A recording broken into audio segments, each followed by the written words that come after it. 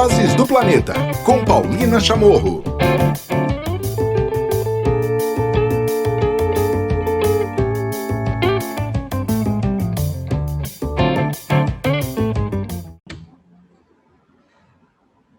Muito bem, dando início, então, seja bem-vinda, bem-vindo a mais um episódio do podcast e com mais um personagem aqui fundamental para a gente entender o que está acontecendo. Nesse caso, hoje a gente vai entender melhor, vai saber um pouco dessa linha do tempo, das causas e impactos do desmatamento, de invasão de terras e o que está acontecendo na Amazônia. Ninguém melhor no atual momento do que o ecólogo Paulo Moutinho, fundador e pesquisador do IPAM, o Instituto de Pesquisas da Amazônia, para falar com a gente sobre isso. Paulo, tudo bem?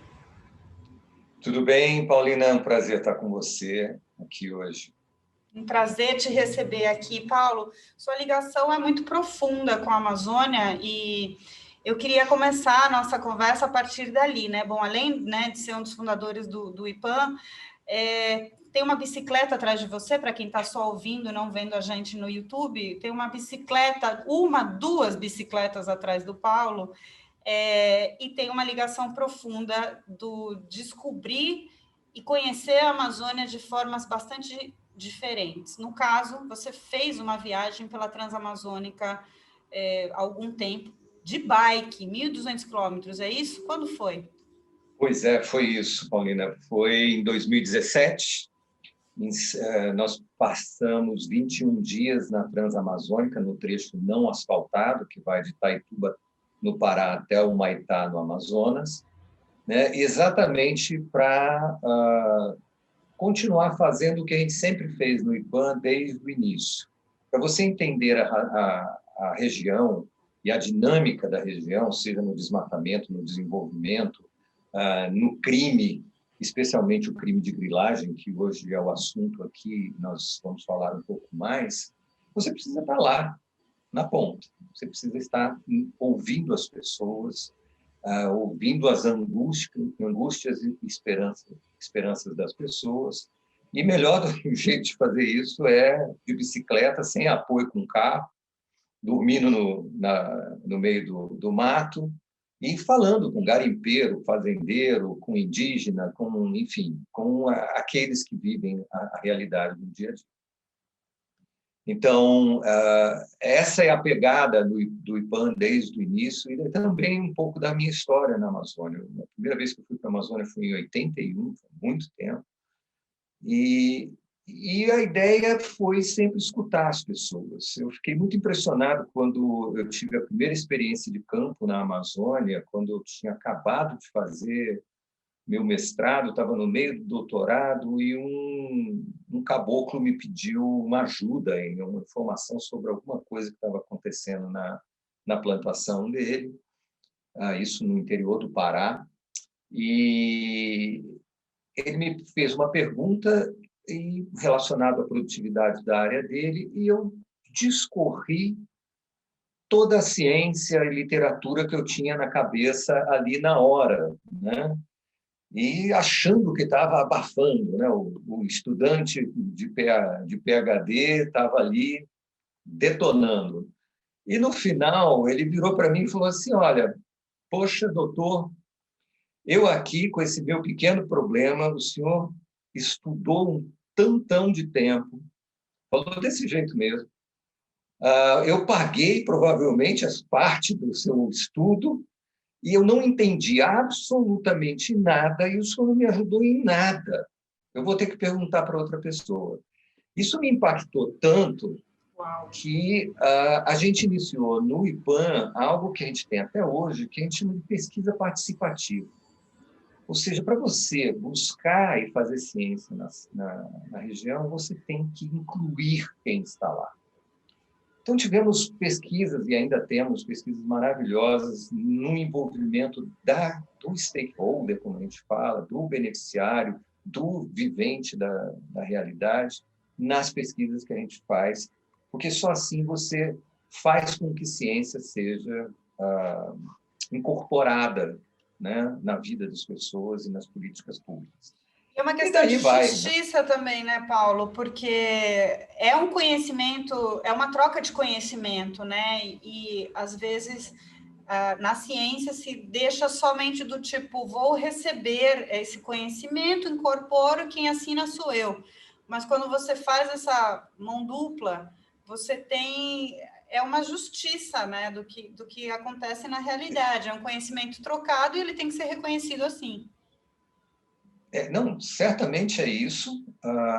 E mais, eu acho que as soluções para a Amazônia, ela passa exatamente nesse ponto que você está colocando, né? É você juntar o que a gente chama de, né, mainstream science, né, aquela ciência, vamos dizer assim, como os indígenas falam, a ciência do branco, né, com o conhecimento tradicional, com o conhecimento local, o conhecimento geracional das pessoas que vivem há séculos na região.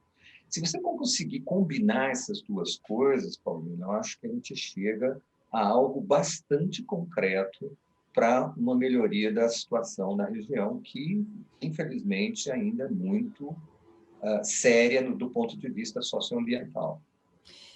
É séria, e eu acho que a gente já poderia entrar, então, na situação atual, né, na Amazônia, porque um dos grandes objetivos para a gente, do convite hoje, é para entender a situação real da Amazônia, para a gente chegar em um PL agora, o PL 510, mas a gente pode falar no final, porque, na verdade, é uma série de tentativas de alteração de medidas de proteção na Amazônia, e o que está acontecendo já há bastante tempo é impactante. Eu vou pegar o último estudo divulgado pelo IPAM, falando sobre o desmatamento e fogo em território indígena. Aqui, os ouvintes do Vozes do Planeta já sabem, a gente já trouxe muitos lideranças indígenas para falar sobre isso, já trouxemos também outros pesquisadores do IPAM para falar, e a gente já sabe, né, grande parte da biodiversidade mundial está em território indígena. No Brasil, a grande maioria das áreas conservadas está em território indígena, se não todas as áreas realmente conservadas estão em território indígena, e o IPAM saiu com um estudo mostrando que as terras indígenas estão entre as categorias fundiárias com menos desmatamento e fogo na Amazônia, e em 2020 apenas 3% dos territórios indígenas concentram 70% do desmatamento e 50% do fogo, com ligação a atividades ilegais de agentes externos. Ou seja, Paulo, conta para gente, quanto mais conservada, e no caso territórios indígenas, muito mais ameaçadas no Brasil de hoje, é isso?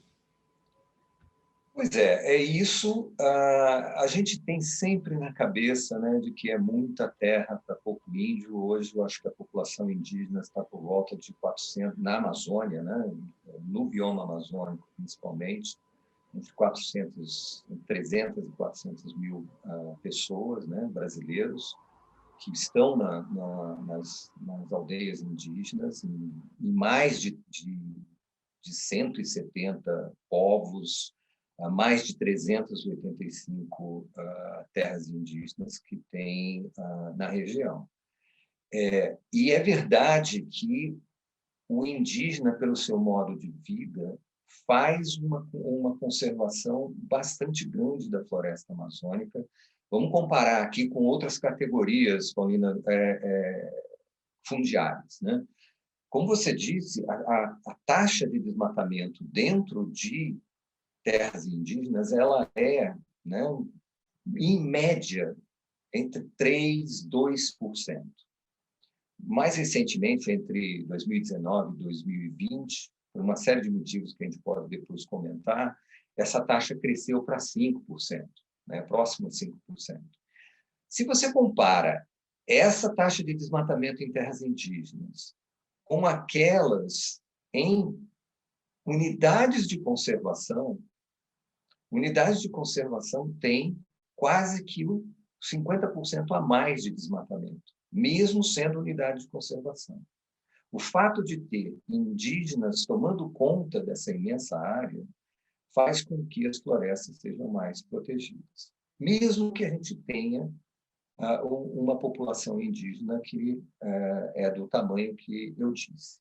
Se você compara esses 4, 5%, né, dos últimos 2 anos, com o que está em áreas privadas, ou mesmo em áreas de florestas públicas, em terras públicas, né, que esse valor sobe para 30%. Então, veja, a gente tem terras indígenas protegidas pelos indígenas, onde essa proteção resulta em menos de 5% de desmatamento, contra áreas privadas ou mesmo áreas com florestas que não têm proteção ainda, com 30% do desmatamento. Então, é praticamente inquestionável o papel dos povos indígenas na conservação da floresta. E, para terminar esse pedacinho, o papel que eles hoje desempenham, Paulina, nesta proteção, no equilíbrio climático regional e global. Eles prestam um serviço precioso no mundo em mudança climática, no mundo em aquecimento. Sem isso, os primeiros afetados seriam os brasileiros, com mudanças drásticas no regime de chuva. Exato. E aí a gente tem as invasões, enfim, como eu falei, tem alguns dados bastante impactantes, né, do último relatório do IPAN, falando sobre justamente invasão em território indígena, a área registrada irregularmente como propriedade particular dentro dos territórios indígenas aumentou 55% entre 2016 e 2020, e o número de cadastro ambiental rural, o CAR, cresceu 75%. Eu estou trazendo esse dado para você nos ajudar a entender, Paulo, como a questão fundiária e a questão de interesse nos territórios indígenas ou outras áreas que são da União e que estão sendo invadidas é algo que vem de muito tempo, né? Então, essa história de 2016 e vem se acentuando agora, né? Quando você acha que começou esse aumento, né, essa invasão, essa sensação de permissividade que se tem em campo hoje com relação a isso? A gente teve um grande movimento legislativo que foi a alteração do Código Florestal, né, por exemplo, o CAR vem dessa história do Código Florestal. Olha, eu vou te dizer,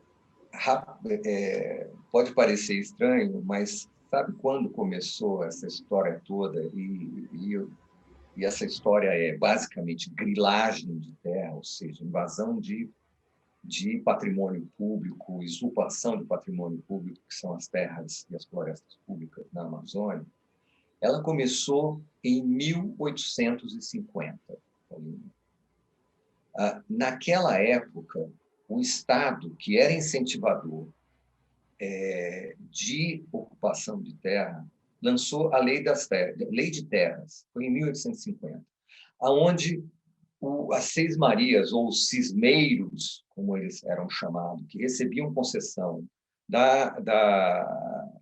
do Estado ou da monarquia para uso dessas florestas, passaram a ter que pagar por elas e se transformarem em proprietários.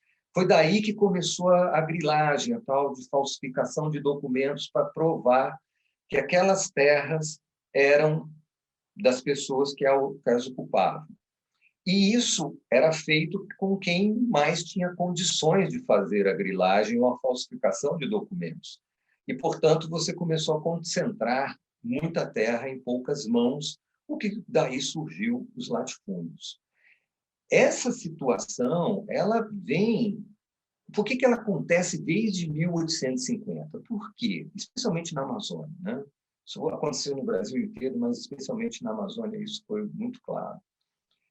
O recurso é abundante, a produção, né, o meio de produção de riqueza era muito valioso, quer dizer, terra é poder, sempre foi na Amazônia, ainda é. Né? Tem vários tipos de exploração que você pode fazer, o acesso à terra geralmente é desigual, né? Porque quem tem mais recurso, mesmo hoje, tem mais concentração de terra, que logo tem mais poder, e isso resulta em violência, né? A gente tem históricos de violência agrária, a apropriação desigual de terra e, de novo, o aumento de latifúndio. E, gente, quando o Paulo está falando terra, é terra mesmo, porque terra com floresta vale muito menos do que terra sem floresta na Amazônia. Não é isso, Paulo? Pois é isso, infelizmente é isso, né? As pessoas não acordaram para essa questão de que manter floresta sobre a terra ela é fundamental para a economia e para a sobrevivência do nacional e do planeta num mundo em aquecimento, como nós estamos, né? Porque essa floresta ela estoca carbono, ela estoca uma série de gases de efeito estufa que seriam liberados para a atmosfera se todas elas fossem cortadas, agravando a mudança do clima, e a gente precisa acordar para isso. Mas o que se tem hoje na Amazônia é basicamente fruto de 1850, e 1850, Paulina, é agora. Porque quando você olha para a PL, que você comentou antes, né? Que é a PL 510, que está Que no é chamada Senado. de PL da grilagem. Exatamente. Ela é uma explicação, ela tem como origem, para a sua explicação, 1850. Então, 1850 é agora. Enfim, o que vem acontecendo é algo de explosão da grilagem na Amazônia. Vou dar alguns números para você, olha só, para quem não está ouvindo. Se você pegar nos 2 ou 3 últimos anos, 50% do desmatamento na Amazônia, né, ele ocorre em terras públicas, que são terras, obviamente, o desmatamento ocorre por corte de floresta, então são florestas públicas, ok? Essas florestas públicas a gente pode dividir em 3 grandes categorias. As terras indígenas, que a gente estava comentando antes, as unidades de conservação, né, que são várias, as RESECs, as florestas de produção, né, os parques nacionais e assim por diante. E uma categoria, Paulina, que eu chamo a atenção de todos, que é o que a gente chama de florestas públicas não destinadas. E são não destinadas porque elas não foram alocadas pelos governos estaduais ou o federal para um uso específico. Tá? Isso, inclusive, é regulado por lei, que é a Lei da Gestão de Florestas Públicas, que foi aprovado no Congresso em 2006. Então, por lei, os estados têm que alocar as suas florestas públicas não destinadas para usos ou de proteção ou uso, ou terra indígena, ou uso sustentável dos recursos florestais. Ok? Pois bem, o que vem acontecendo? Vem acontecendo que essas florestas públicas não destinadas é o grande alvo da grilagem. Como eu disse antes, 50% do desmatamento, então, está acontecendo em terras públicas com florestas, que envolve grilagem em terra indígena, em unidades de conservação e nessas áreas de florestas públicas não destinadas. Para você ter uma ideia, o tamanho dessa área de floresta pública não destinada, que está ali no limbo, esperando os governos destinarem, ela é do tamanho da França. Né? É uma área muito grande e que vem sofrendo a grilagem mais do que as terras indígenas, porque lá tem os indígenas que protegem os seus territórios. E eles estão usando uma um artifício bastante, eu diria, esdrúxulo, que é o seguinte. Nós sabemos que hoje, depois da revisão do Código Florestal, nós temos o cadastro ambiental rural, que todo produtor rural tem que fazer para fazer a regularização ambiental da sua propriedade. O cadastro, que a gente chama de CAR, ele não é um instrumento de regularização fundiária. Mas o que está acontecendo? O grileiro vem, ele desenha, declara no sistema do governo federal, que é o SICAR, né, o Sistema de Cadastro Ambiental Rural. Ele declara que ele tem uma área, uma propriedade em cima de área pública, incluindo dentro de terras indígenas.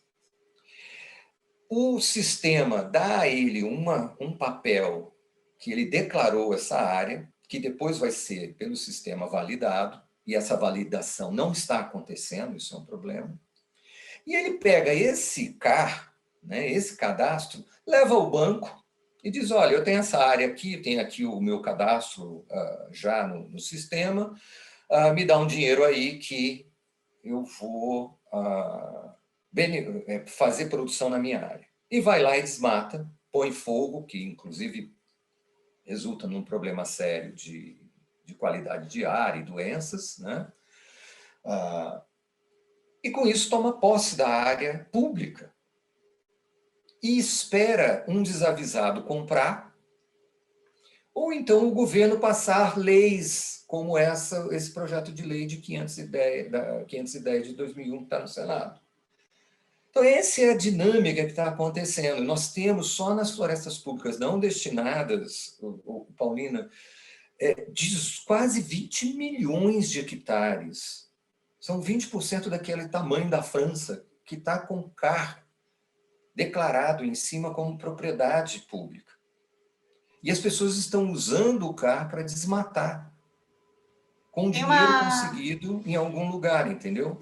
Tem uma reportagem muito importante que eu recomendo, já falei dela aqui, até vou ver se eu consigo trazer, do João Felete, ou João Felê, não sei, cada um fala da BBC, mostrando de que territórios enormes estão sendo vendidos pelo Facebook, no Facebook, inclusive, né? Nessa mesma situação como você está relatando, né? Que, eu tenho aqui o meu CAR, já tenho aqui o registro, o título, e o João foi nessas áreas, né? Ver como é que está sendo comercializado isso. Então, é uma dinâmica que está a todo vapor agora, né, Paulo? Exatamente, está a todo vapor, né? Vamos dizer que 30% hoje do desmatamento na Amazônia, ele é objeto de grilagem de terra. E é preciso entender que o CAR é um instrumento precioso, ele precisa ser valorizado, mas ele é um instrumento de regularização ambiental da propriedade, e não um instrumento fundiário ou um instrumento para grilar a área pública. Paulina, imagina o seguinte, o que está acontecendo na Amazônia com a grilagem é mais ou menos o seguinte, você, lá na praça pública da sua cidade, o prefeito resolver lotear a praça pública, vender os lotes e ficar por isso mesmo. É exatamente isso que está acontecendo na Amazônia. Só nas terras indígenas, nós temos 3,5 milhões de hectares de CAR declarados, ou seja, de propriedades privadas declaradas dentro de terra indígena. E isso não é alguém que está lá há muito tempo com a sua família, é um pequeno agricultor, esse tipo de coisa, né? Isto é grilagem mesmo. E tem muito dinheiro por trás envolvido, não só quando a pessoa consegue recurso em banco com um CAR e possivelmente o gerente do banco não sabe que isso não é um instrumento fundiário, né, um papel para regularização fundiária, existe um crime organizado financiando isso, porque para desmatar um hectare, a gente precisa entre 800 e 1.200 reais. Você precisa de maquinário pesado, precisa... Não é algo invisível, né? Também. Agora, se você faz as contas, se o cara desmata 1.500 hectares, como a gente já viu em áreas públicas, Multiplica isso por 1.200 reais, você vai precisar de milhões para tocar aquela obra. Então, o investimento não é pequeno. Quem é que está financiando isso? Né? Então, existe uma indústria da grilagem que aumentou muito nos 2 últimos anos, infelizmente, como você disse anteriormente, por uma série de motivos. E o projeto de lei da grilagem 510 no Senado, o que ele faz? Ele quase que dá uma anistia a esses grileiros. Ele praticamente Ele torna valida legal. esses terrenos, né? Exatamente. Ele simplesmente diz o seguinte, que até 2.500 hectares, aquilo que você declarou numa determinada área, e a maior parte é pública, né? Vai ser, eu vou te dar o título dessa área, você não precisa não vai ter nem vistoria local. Ou seja, qual é o sinal que o Senado, o Congresso está passando para os grileiros? Continuem grilando, que a gente dá um jeito aqui, com um projeto de lei aqui e acolá, para legalizar essa sua terra. Você acha que esse sinal vai fazer com que as pessoas parem de grilar a terra pública, já que a gente tem quase que uma França de florestas públicas prontas para ser griladas, porque o governo não faz nada em termos de alocação dessa área? Então, é muito triste o cenário futuro para essa grande área pública da Amazônia. Eu estou Estamos gravando sendo hoje. roubados, Paulina, no patrimônio público que a gente tem na Amazônia. Os brasileiros precisam abrir os olhos para essa usurpação desse patrimônio público. Estou gravando com o Paulo Moutinho na última semana de abril de 2021. Você que está nos ouvindo em diferentes datas, né? E está na iminência de entrar ou não entrar, foi tirado da pauta, mas possivelmente volte para a pauta do Senado, essa PL 510, também conhecida como PL da grilagem, como o Paulo está contando aqui. Ele traz uma série de ações que, no fim das contas, validam invasões em territórios que são públicos, né? São de todos e todas as brasileiros e brasileiras. E eu trouxe esse assunto hoje aqui porque, infelizmente, ele é um assunto que entra como PL agora 510, no passado, inclusive essa era uma PL que tinha sido arquivada em 2018, e voltou agora com algumas alterações. Ou seja, isso é algo recorrente e as medidas legais que vêm sendo encontradas, as brechas, né, que vêm sendo encontradas e a boiada passando no Congresso tá muito forte, né? E por isso que é importante a gente vira e mexe, trazer esses assuntos e explicar esses temas aqui no podcast e em qualquer lugar onde é necessário, né, Paulo? A importância de fazer com que a sociedade entenda de que a Amazônia é um patrimônio nacional, é um patrimônio da humanidade, na verdade, né? É uma grande joia de Gaia, como diria o Antônio Nobre, que já passou por aqui também. Pois você tem razão, é isso mesmo, é um patrimônio que nós não podemos abrir mão num planeta, numa pandemia, num planeta em aquecimento global, onde o clima, se nós não cuidarmos das florestas, não só na Amazônia, mas no mundo, especialmente no mundo tropical, vai se agravar, o prejuízo será muito grande. E, como eu disse lá atrás, Paulina, os brasileiros são os primeiros a serem afetados. Todo mundo precisa entender que manter a floresta amazônica em pé, proteger os direitos dos povos indígenas, é um investimento econômico. Não é mais uma coisa de abraçador de árvores, de ambientalistas xiitas, como muita gente ainda coloca os ambientalistas. Isso é uma questão de sobrevivência, não somente socioambiental, mas principalmente econômica. É preciso que se entenda isso de uma vez por todas. Por que eu estou falando isso? Vamos pegar a agricultura. não só a questão hídrica, de geração de energia e outras coisas. A agricultura brasileira não é irrigada, 95% não é irrigada, depende de chuva.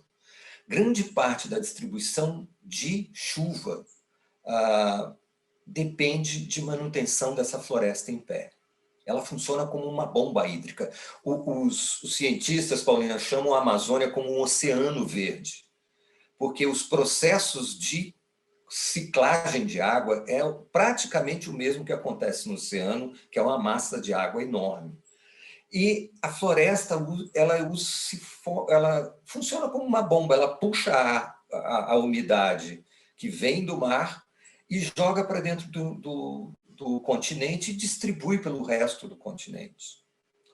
Então, se você quer, produtora, ter água na sua horta, né, mantenha e lute para manter florestas, não só na Amazônia, mas no Cerrado, que é muito atingido com desmatamento também. Mantenha essa vegetação nativa em pé, porque ela funciona como um gigante irrigador. E o que nós estamos fazendo com o desmatamento, Paulina, é furando o regador da lavoura, né? Isso só para você falar da questão agrícola, não só, tem mais outras implicações de saúde e de geração de energia, por exemplo.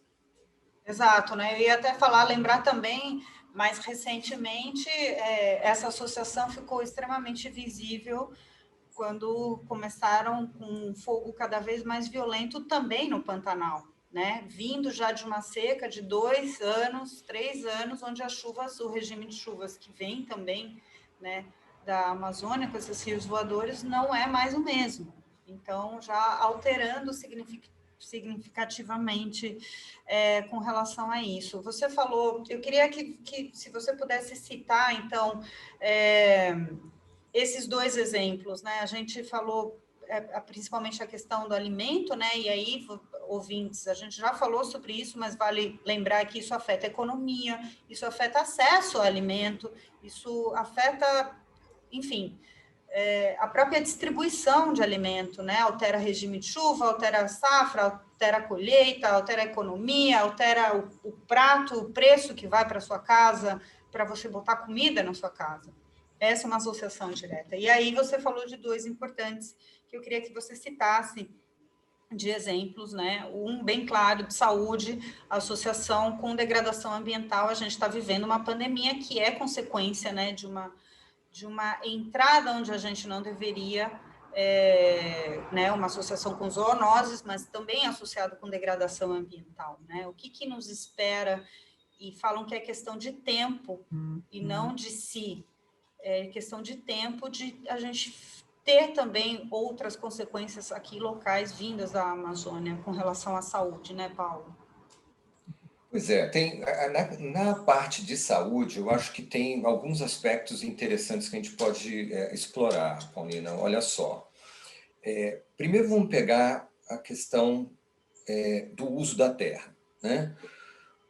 Há um avanço do desmatamento. Esse desmatamento ele depende do fogo posterior à derrubada das árvores para limpar a área e seja o grileiro, seja quem desmata legalmente, né, que isso é possível através do Código Florestal, geralmente usa esse fogo. Acontece que o desmatamento voltou a explodir, né? E o que a gente viu em 2019, acho que todo mundo lembra, 2019, 2020, foi uma explosão desse fogo ligado ao desmatamento. Não é um fogo só de áreas abertas para limpar o pasto, ou áreas que já estão convertidas ou desmatadas há muito tempo. É o fogo de desmatamento, né? Um tipo de fogo muito frequente. Esse negócio foi tanto, né, que a gente teve quase que uma outra pandemia na Amazônia, né, devido ao agravamento das doenças respiratórias em função da fumaça que foi suspensa. Você citou a viagem de bicicleta que a gente fez. Paulina, a gente estava em setembro de 2017, foi um ano também com uma seca muito grande, que já está mais frequente na região. Nós passamos 5 dias pedalando numa fumaça que o sol nascia e você não via o sol nascer, de tanta fumaça que tinha no ar. Você parava para falar com as pessoas ao longo da Transamazônica, as pessoas com dificuldade de respirar, criança passando mal, né? A criança dentro de... A gente viu coisas assim absurdas, a criança dentro de bolhas de saco de lixo para poder respirar um ar melhor. Enfim, as pessoas desesperadas. 4,5 milhões de brasileiros foram expostos a uma quantidade de particulado em 2019 e 2020, que é, olha só, Paulina, é um ar, isso durante meses, um ar, a qualidade do ar nas queimadas de 2019, ela foi pior do que o pior dia de poluição no centro de São Paulo.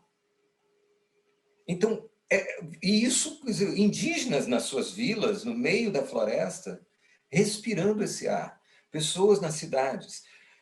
Isso no meio de uma pandemia. Então, e há uma série de estudos já mostrando que a qualidade do ar, quanto pior for, mais é o agravamento de quem está infectado por Covid. E isso aconteceu na Amazônia. A gente ainda não tem estudos muito claros, a gente está fazendo isso, inclusive no IPAM, sobre a dimensão do impacto na pandemia da fumaça de desmatamento. E a Amazônia é um grande receptáculo de biodiversidade. 20% da biodiversidade planetária está lá, né? Seja por bem, seja por mal. Então, a cura de muitas doenças estão na Amazônia. Mas a fonte de muitas doenças estão na Amazônia também. Então, essas fontes de doenças, elas vêm muito, como você disse, através de zoonoses. Quando você, por desmatamento, muda o ambiente, que, por sua vez, muda o clima local, que, por sua vez, essas duas coisas são agravadas por uma mudança de clima global, que traz muita seca e muita alteração, variação climática para a Amazônia, você tem os bichos saindo do armário, né? Ou seja, vários patógenos acabam aparecendo. Eu me lembro, nos trabalhos de campo, Paulina, que a gente tinha na Amazônia, com vários trabalhadores, a gente fez muito isso, grandes projetos, tinha mais de 40 trabalhadores com a gente de campo, que amanhecia um dia todo mundo com os olhos esbugalhados, inchados, todos, todo mundo. Um outro dia era dor nas juntas, e uma vez conversando com uma pesquisadora do Instituto Evandro Chagas em virologia, ela disse, olha, vírus na Amazônia você tem 2 caminhos, você pega, passa um perrengue e fica bem, ou você morre. Não tem outro caminho. Então, o que a gente está fazendo é abrindo caixas de Pandora todo dia, né? Sem entender o que isso significa. Então, por a roleta princípio russa, né? Exato, e isso exige, por ser uma roleta russa, um princípio de precaução, que a gente não tem mais. Não tem mais. Paulo, vou chegando já no fim, a gente teve uma grande aula, são só apenas alguns pontos, né? Como você colocou, tem ainda a questão da energia e como isso se relaciona, né, com produção, com a própria economia, novamente, trazendo, né? Você falou muitas vezes isso, né, da necessidade do entendimento, não só da sociedade, mas, né, dos tomadores de decisão, e de quem deveria, né, e tinha verba para proteger todo esse patrimônio que é de todos os brasileiros, tomarem, né, mudanças de atitude urgentes nesse caso. Eu queria te agradecer imensamente hoje por essa participação aqui no Vozes do Planeta, foi realmente uma aula. Vocês podem acompanhar muito mais o trabalho do IPAM, tanto pelas redes sociais quanto pelo ipam.org.br. A viagem de bicicleta, tem alguma forma de acessar? O que foi produzido dela também, Paulo? Olha, nós temos um Instagram, eu não sei se está disponível no YouTube, mas fomos objeto de um programa do André Trigueiro na Globo News, no Cidades e Soluções.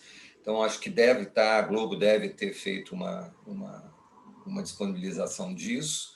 Estamos atrás de recursos para fazer o nosso documentário, são mais de 100 horas de imagens e depoimentos gravados. Uau, que rico! E muito rico isso. Vamos tentar fazer esse documentário.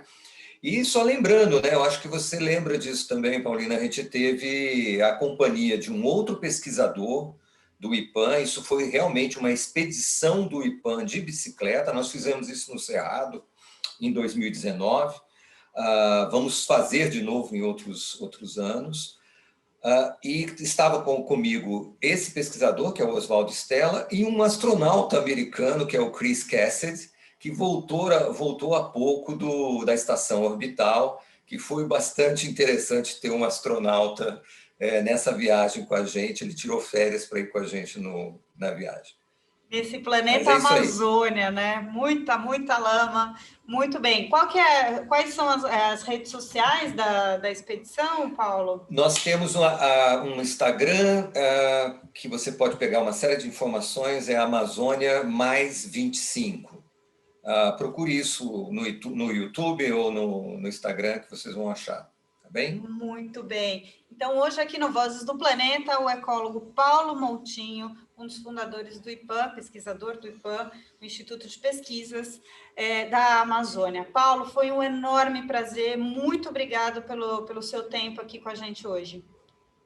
Eu que agradeço, obrigado pelo seu esforço de manter podcasts como esse, eu acho que isso é super bem-vindo no momento que a gente está vivendo.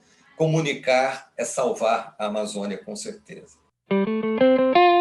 Vozes do Planeta, com Paulina Chamorro.